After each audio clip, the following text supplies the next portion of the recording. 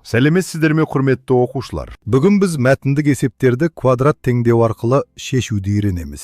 Бұл есептер алғашында күрделі көрінуі мүмкін, бірақ дұрыс тәсіл қолдансақ, өте оңай шешіледі. Біздің мақсатымыз мәтіндік есепті теңдеуге айналдыру. Бірінші, белгісізді x деп аламыз. Екінші, есеп шарты бойынша теңдеу құрамыз.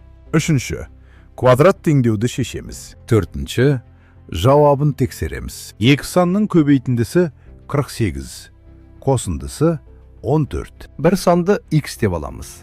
Екіншісі 14 минус x. Экранда жазылады. X көбейту жақша ішінде 14 минус x тең 48. Қарапайымдаймыз.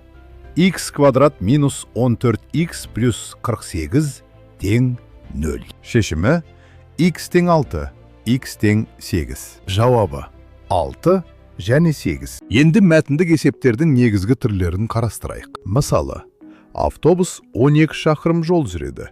Жылдамдығы x болса, уақыт 12 бөлу x. Егер x 4-ке тең болса, уақыт 3 сағатқа тең. Бір адам жұмысты 4 күнде бітірсе, бір күндегі жұмыс көлемі 1 бөлу 4, яғни 0,125. Үшінші түрі геометриялық есептер. Ені x болса, ұзындығы x плюс 2. Ауданы x көбейту жақша ішінде x плюс 2 тең 48. Теңдеуді шешу үшін жақшаны ашамыз.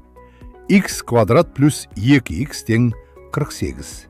Стандарт түрге келтірсек, x квадрат плюс 2x минус 48 тең 0. Факторизация арқылы 8 бен минус 6-ны табамыз. Оң сан x тең 6 аламыз. Тексерсек, 6 көбейту 8 тең 48. Дұрыс. Қорытынды. X енгізу, теңдеу құру, шешу және тексеру.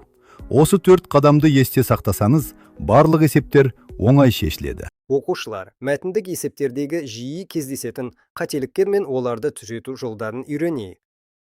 Бірінші қате белгісізді дұрыс алмау. Екі белгісіздің орнына 1x пен 14 азайту x деп алу дұрыс. Екінші қате теңдеуді дұрыс құрамау. Мысалы, көбейтінді 48, ұзындығы еннен 2 артық болса, x көбейту жақшада x қосу 2 тең 48. Үшінші қате жақшаны ашу. Дұрысы, x квадрат қосу 2x тең 48. Төртінші қате квадрат теңдеуді шешуде тек жарамды оң шешімді таңдаңыз. Мысалы, x тең 6. Бесінші қате жауапты тексермеу. Тексеру. 6 көбейту 8 тең 48, 6 қосу 8 тең 14. Бәрі дұрыс. Қорытынды. Бірінші белгісіз, екінші теңдеу, үшінші жақша, төртінші шешім және бесінші тексеру. Осы ережелерді сақтасаңыз, қателік болмайды. Сәттілік. Оқушылар, мәтіндік есептердегі жиі кездесетін қателіктер мен оларды түзету жолдарын үйренейік. Бірінші қате белгісізді дұрыс алмау. Екі белгісіздің орнына 1x пен 14 азайту x деп алу дұрыс.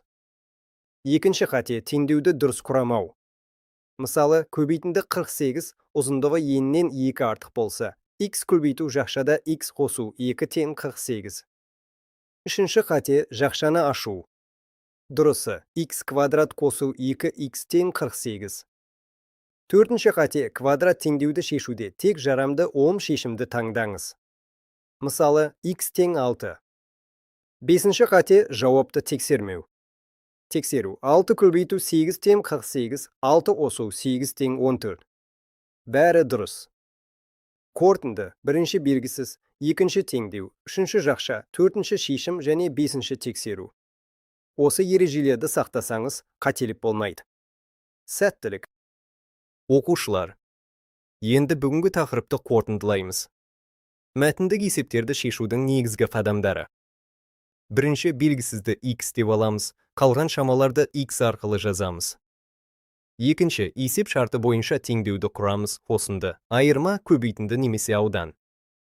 Үшінші, жақшаларды ашып, квадрат теңдеуді стандарт түрге келтіреміз.